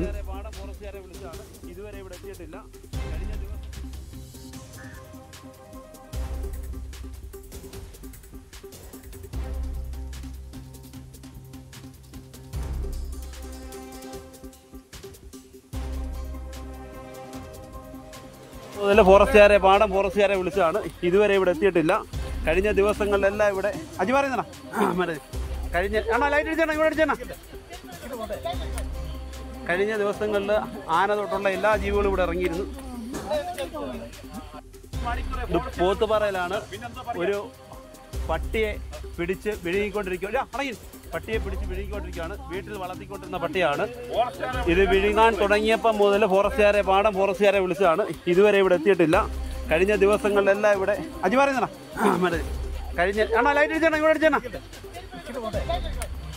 കഴിഞ്ഞ ദിവസങ്ങളിൽ ആന തൊട്ടുള്ള എല്ലാ ജീവികളും ഇവിടെ ഇറങ്ങിയിരുന്നു. പോത്തുപാറയിലാണ്. ശശിനാരായണൻ ചേരുന്നു പത്തനംതിട്ടയിൽ നിന്നും വിവരങ്ങളുമായി. ശശിനാരായണൻ, ഈ നാട്ടുകാർ നൽകുന്ന വിവരങ്ങളനുസരിച്ച് ഈ ഇഴജന്തുക്കൾ മാത്രമല്ല, വന്യജീവി ആക്രമണം അടക്കം രൂക്ഷമായിട്ടുള്ള പ്രദേശമാണ്. നേരത്തെ ഡാനി പോൾ തൃപ്പൂണിത്തുറ ആയുർവേദ ആശുപത്രിയിലെ സർക്കാർ ആയുർവേദ ആശുപത്രിയിലെ കാര്യമാണ് സൂചിപ്പിച്ചതെങ്കിൽ ഇവിടെ പത്തനംതിട്ട കലഞ്ഞൂരിലെ നാട്ടുകാരെ ഭീതിപ്പെടുത്തുന്ന രീതിയിലാണ് അവിടെ ഈ ഇഴജന്തുക്കളുടെ സാന്നിധ്യം, പ്രത്യേകിച്ചും പെരുമ്പാമ്പ് ഉൾപ്പെടെയുള്ള ഇഴജന്തുക്കൾ വ്യാപകമായി അവിടെ ഉണ്ട്. ഇത് ഒരു വളർത്തുനായ ചത്തു. എന്താണ് നാട്ടുകാർ പറയുന്നത്? പതിവായി ഇത്തരം ആക്രമണങ്ങൾ, ഈ പെരുമ്പാമ്പ് ഉൾപ്പെടെയുള്ള ഇഴജന്തുക്കളുടെ ശല്യം രൂക്ഷമായിട്ടുള്ള പ്രദേശമാണോ ഈ കലഞ്ഞൂർ? ടോൺ സൂചിപ്പിച്ചതുപോലെ തന്നെ ഇത്തരം വന്യജീവിയുടെ ആക്രമണമുള്ള മേഖല തന്നെയാണ് അതിരങ്കൽ പോത്തുപാറ എന്ന് പറയുന്ന സ്ഥലം. ഈ കഴിഞ്ഞ ദിവസമാണ് ഇത്തരത്തിൽ പെരുമ്പാമ്പ് നാട്ടിലിറങ്ങി വന്ന് അതിരങ്കൽ സ്വദേശി, അതായത് പോത്തുപാറ സ്വദേശി കിഷോറിന്റെ വീട്ടിലെ വളർന്നായെ പിടിച്ച് വിഴുങ്ങിയത്.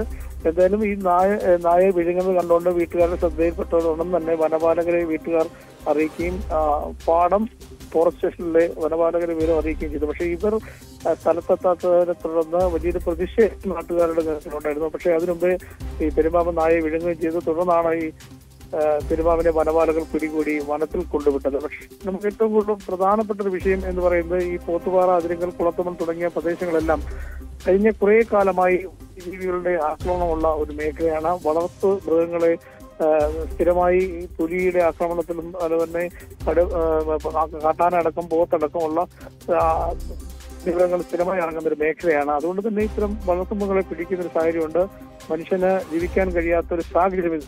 അതിന്റെ അടിസ്ഥാനത്തിലാണ് ഇപ്പൊ ഈ പെരുമ്പാമ്പ് ഇത്തരത്തിൽ വന്ന് ഈ വളർത്തുനായെ പിടിച്ചുകൊണ്ട് പോകുന്ന ഒരു സാഹചര്യം ഉണ്ടായത്. എന്തായാലും ഇത് അവരുടെ ശ്രദ്ധയിൽപ്പെട്ടപ്പോൾ തന്നെ വനപാലകരെ അറിയിക്കുകയും ചെയ്തു. പക്ഷെ വനപാലകർ എത്താൻ താമസിച്ചു എന്നുള്ളതാണ് അവരുടെ ഒരു പ്രധാന ആരോപണം. അത്തരം ആക്രമണങ്ങളൊക്കെ നടക്കുമ്പോൾ വനപാലകർ അത് കൃത്യമായി ഇടപെടുന്നില്ല എന്നാണ് നാട്ടുകാരെ സംബന്ധിച്ച് ഒരു പ്രധാന ആരോപണമുള്ളത്. കാരണം പ്രതിസന്ധികളിലൂടെ മലയോര മേഖലയിലെ കർഷകർ ജീവിക്കുന്ന ഒരു പ്രദേശമാണ് പോത്തുപാറ, അതിരങ്കൽ, കുളത്തുമൺ, കലഞ്ഞൂർ പാടം മേഖലകളിലൊക്കെ. പക്ഷെ അവരെ സംബന്ധിച്ച് ഈ ഇത്തരം വന്യജീവി ആക്രമണം അവരുടെ ജീവിതം തന്നെ, സ്വൈര ജീവിതം തന്നെ ഇല്ലാതാക്കിയിരിക്കുന്നു. അത്തരം ഒരു തെളിവാണ് നമ്മൾ ഈ വീട്ടിലെ വളർത്തതായ പെരുമ്പാമ്പ് വന്ന വീടുകളിലൊക്കെ സ്ഥിരമായി വരുന്നൊരു സാഹചര്യം. പാമ്പും അതുപോലെ തന്നെ പന്നി അടക്കമുള്ള കാട്ടുമൃഗങ്ങളുടെ ശല്യമുള്ള ഒരു സാഹചര്യം ഉണ്ടാകുന്നത്. അതിനെതിരെ വനം വകുപ്പ് നടപടി സ്വീകരിക്കുന്നില്ല എന്നൊരു ആക്ഷേപമാണ് ഇവർ പ്രധാനമായും മുന്നോട്ട് വെക്കുന്നത്. ഏതായാലും ഈ പെരുമ്പാമ്പിനെ കണ്ട സമയത്ത് തന്നെ ഈ വളർത്തുനായെ വിഴുങ്ങുന്ന സമയം മുതൽ ഈ നാട്ടുകാർ ഈ പാടം ഫോറസ്റ്റ് സ്റ്റേഷനിലെ വനം വകുപ്പ് വനപാലകരെ വിളിച്ച് വിവരമറിയിക്കുന്നുണ്ടായിരുന്നു. അവര് എത്താൻ താമസിച്ചത് തന്നെ വലിയ പ്രതിഷേധത്തിന് കാരണമായി. അത് ഈ ജനവാസ മേഖലയിൽ ഇറങ്ങുന്ന ഇത്തരം വന്യജീവികളെ നാട്ടുകാർ ഇടപെടുമ്പോഴൊക്കെ അതിനുണ്ടാകുന്ന കേസുകൾ, അതുണ്ടാകുന്ന പ്രതിസന്ധികൾ, നിയമത്തിന്റെ ചില നൂലാമാലകളൊക്കെ നാട്ടുകാരെ പലപ്പോഴും പ്രകോപിതരാക്കാനുള്ള കാരണമാണ്. അത് പലപ്പോഴും വനപാലകരും നാട്ടുകാരും നമ്മൾ ഏറ്റുമുട്ടുന്ന സാഹചര്യങ്ങൾ വാക്കേറ്റമൊക്കെ പതിവാണ്. എന്തായാലും അത്തരത്തിൽ ഒരു സ്വൈര ജീവിതത്തിന് വലിയ ബുദ്ധിമുട്ടുണ്ടാക്കുന്ന പ്രദേശം തന്നെയാണ് ഈ കിഴക്കൻ മലയോര മേഖലയായ ഈ അതിരുകളൊക്കെ ഉള്ളത്. അതുകൊണ്ട് തന്നെയാണ് പാമ്പുകളുടെ അടിയും പാമ്പുകളാണെങ്കിലും മറ്റ് മൃഗങ്ങളുടെ ആണെങ്കിലും ശല്യം സ്ഥിരമായിട്ട് ഉണ്ടാകുന്നത്. എന്തായാലും ഇത് സോഷ്യൽ മീഡിയയിലൊക്കെ ഇട്ട് വലിയ വൈറലായ ഒരു വിഷയം കൂടിയാണ് ഇപ്പം ഈ സംഭവം ഉണ്ടാക്കുന്നത്. കാരണം ഇത്തരം കാര്യങ്ങൾക്കൊരു പ്രതിവിധി എന്ന നിലയ്ക്ക് വന്യമൃഗങ്ങളുടെ ശല്യം തടയുന്നതിന് വേണ്ടി ഒരു പ്രതിവിധി എന്താണെന്നുള്ള കാര്യത്തെക്കുറിച്ച് ഇപ്പോഴും കൃത്യമായ ഒരു വിവരം വനപാലകർ നൽകുന്നില്ല. അതിന്റെ നിയമത്തിന്റെ നൂലാമാലകൾ പറഞ്ഞാണ് പലപ്പോഴും വനം വകുപ്പ് ഇതുമായി ബന്ധപ്പെട്ട് രക്ഷപ്പെടുന്നത്. എന്തായാലും നാട്ടുകാരും വനം വകുപ്പും തമ്മിലുള്ള പ്രശ്നങ്ങൾ സ്ഥിരമായി ഈ കിഴക്കൻ മലയോര മേഖലയിൽ വനമേഖലയിൽ താമസിക്കുന്ന ആളുകളുമായി ഉണ്ടാകുന്ന പതിവാണ്. അതിന് കാരണം അവർക്കവിടെ ജീവിക്കാൻ കഴിയാത്ത ഒരു സാഹചര്യം ഉണ്ടാകുന്നു, കൃഷി ചെയ്യാനും പറ്റാത്ത സാഹചര്യം ഉണ്ടാകുന്നു. ഇതെല്ലാം അവരുടെ സ്വൈര ജീവിതത്തിന്, കാരണം തൊഴിലിന് പോകാൻ കഴിയത്തില്ല. കടുവ അടക്കം, പുലി അടക്കമുള്ള മൃഗങ്ങൾ സ്ഥിരമായി ഇറങ്ങുന്ന പ്രദേശം, അങ്ങനെ പുലിക്കൂട് സ്ഥാപിക്കുന്നു, ഇങ്ങനെയൊക്കെയുള്ള കാര്യങ്ങളൊക്കെ ദൈനംദിന ജീവിതത്തെ അവരെ ബാധിക്കുന്നുണ്ട്. ഇതെല്ലാം വലിയ പ്രതിസന്ധിയിലാണ് ഈ കിഴക്കൻ മലയോര മേഖലയിലെ ആളുകൾ പോകുന്നത്. പെരുമ്പാമ്പ് സാധാരണ വന്ന് ഇപ്പോഴൊരു സംഭവം ഉണ്ടായെങ്കിൽ തുടർച്ചയായി ഇത്തരം സംഭവങ്ങൾ അവിടെ തന്നെ റിപ്പോർട്ട് ചെയ്തിട്ടുണ്ട്. പല ഭാഗത്തും ഇത്തരം വന്യമൃഗാക്രമങ്ങളിലൂടെ ഇങ്ങനെ മൃഗങ്ങളെ പിടികൂടുന്ന കാര്യങ്ങളൊക്കെ തുടർച്ചയായി. അതിലെങ്കിലും കുളത്തുമൺ ഭാഗത്ത് സമീപകാലത്താണ് പുലിയെ കണ്ടതും പുലിക്ക് വ്യക്തമാണ്. ശശിനാരായണാണ് പത്തനംതിട്ടയിൽ നിന്ന് വിവരങ്ങൾ നൽകിയത്. പത്തനംതിട്ട ഈ പ്രദേശം മലയോര മേഖല വലിയ രീതിയിൽ വന്യജീവി ആക്രമണവും ഇഴജന്തുക്കളുടെ ആക്രമണവും നേരിടുന്ന പ്രദേശമാണ്. അവിടുത്തെ ജനങ്ങൾ വലിയ ആശങ്കയിലാണ്. വനംവകുപ്പിന്റെ ഭാഗത്തു നിന്ന് കൃത്യമായ ഇടപെടൽ ഉണ്ടാകുന്നില്ലെന്നാണ് നാട്ടുകാരുടെ പരാതി. സ്പോട്ട് ലൈവിന് പരിശോധിക്കുന്നത് മറ്റൊരു വിഷയമാണ്. ഈ ബുൾജെറ്റ് യൂട്യൂബർമാർ സഞ്ചരിച്ച കാർ മറ്റൊരു കാറുമായി കൂട്ടിയിടിച്ച് 3 പേർക്ക് ഗുരുതര പരിക്ക്. ചെർപ്പുളശ്ശേരി കച്ചേരിക്കുന്നിലായിരുന്നു അപകടം. പരിക്കേറ്റവരെ പെരിന്തൽമണ്ണയിലെ ആശുപത്രിയിൽ പ്രവേശിപ്പിച്ചു. കണ്ണൂർ സ്വദേശികളും സഹോദരങ്ങളുമായ എബിനും ലിബിനുമാണ്. ഈ ബുൾജെറ്റ് യൂട്യൂബ് ചാനലിലൂടെ നേരത്തെ പ്രശസ്തരായവരാണ്. വിവരങ്ങളുമായി വിഷ്ണു പട്ടാമ്പി ചേരുന്നു. വിഷ്ണു, ഈ ബുൾജെറ്റ് സഹോദരങ്ങൾ നേരത്തെ ഈ രൂപമാറ്റം വരുത്തിയതിന് മോട്ടോർ വാഹന വകുപ്പ് ഇവരുടെ വാഹനം പിടിച്ചെടുത്തതടക്കം വലിയ വിവാദമായതാണ്. അങ്ങനെ ഈ സമീപകാലത്ത് ഈ ഗതാഗത നിയമലംഘനം നടത്തുന്ന യൂട്യൂബർമാർക്കെതിരെ വലിയ പ്രതിഷേധവും വലിയ നടപടികളൊക്കെ ഉണ്ടാകുമ്പോഴാണ് ഇത്തരമൊരു അപകടം ഉണ്ടായിരിക്കുന്നത്. ഇത് ഈ ബുൾജെറ്റ് സഹോദരന്മാരുടെ ഭാഗത്തുനിന്നുണ്ടായ വീഴ്ചയാണോ അപകടത്തിന് കാരണമായത്? ടോം, ചെർപ്പുളശ്ശേരിയിൽ ഇന്ന് രാവിലെ 10:30 മണിയോട് കൂടിയാണ് അപകടമുണ്ടായത്. ഈ ബുൾജെറ്റ് സഹോദരന്മാർ ലിബിനും എബിനും അവരുടെ കുടുംബത്തോടൊപ്പം 2 സ്ത്രീകളും കുട്ടിയും അടക്കമുള്ള കുടുംബത്തോടൊപ്പം പാലക്കാട്ടേക്കുള്ള യാത്രയിലായിരുന്നു അപകടമുണ്ടായത്. ചെർപ്പുളശ്ശേരി കാറൽമണ്ണയ്ക്ക് സമീപം വെച്ചിട്ട് അമിത വേഗതയിലായിരുന്നു വാഹനമെന്നാണ് ദൃക്സാക്ഷികൾ പറയുന്നത്. ഈ യൂട്യൂബർമാർ സഞ്ചരിച്ച വാഹനം എതിർദിശയിൽ വന്ന മറ്റൊരു കാറിൽ ഇടിക്കുകയായിരുന്നു. ഇടിയുടെ ആഘാതത്തിൽ 2 കാറുകൾക്കും വലിയൊരു തകർച്ച തന്നെ ഉണ്ടായിട്ടുണ്ട്. അതുകൊണ്ട് തന്നെ ഇവർ അമിത വേഗതയിലാണെന്നാണ് വിലയിരുത്തൽ.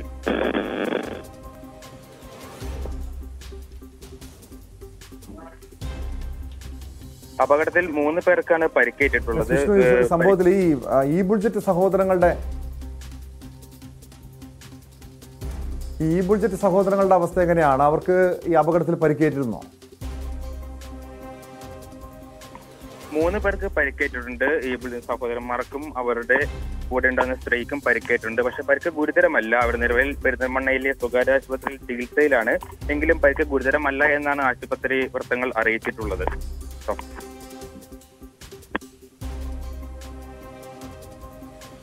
വിഷ്ണുവാണ് വിവരങ്ങൾ നൽകിയത്. ഈ ബുൾജെറ്റ് യൂട്യൂബർമാർ സഞ്ചരിച്ച കാറാണ് മറ്റൊരു കാറുമായി കൂട്ടിയിടിച്ച് അപകടമുണ്ടായത്. 3 പേരുടെ പരിക്ക് ഗുരുതരമെന്നാണ് വിഷ്ണു റിപ്പോർട്ട് ചെയ്യുന്നത്. സ്പോട്ട് ലൈവ് പൂർണ്ണമാകുന്നു. നമസ്കാരം.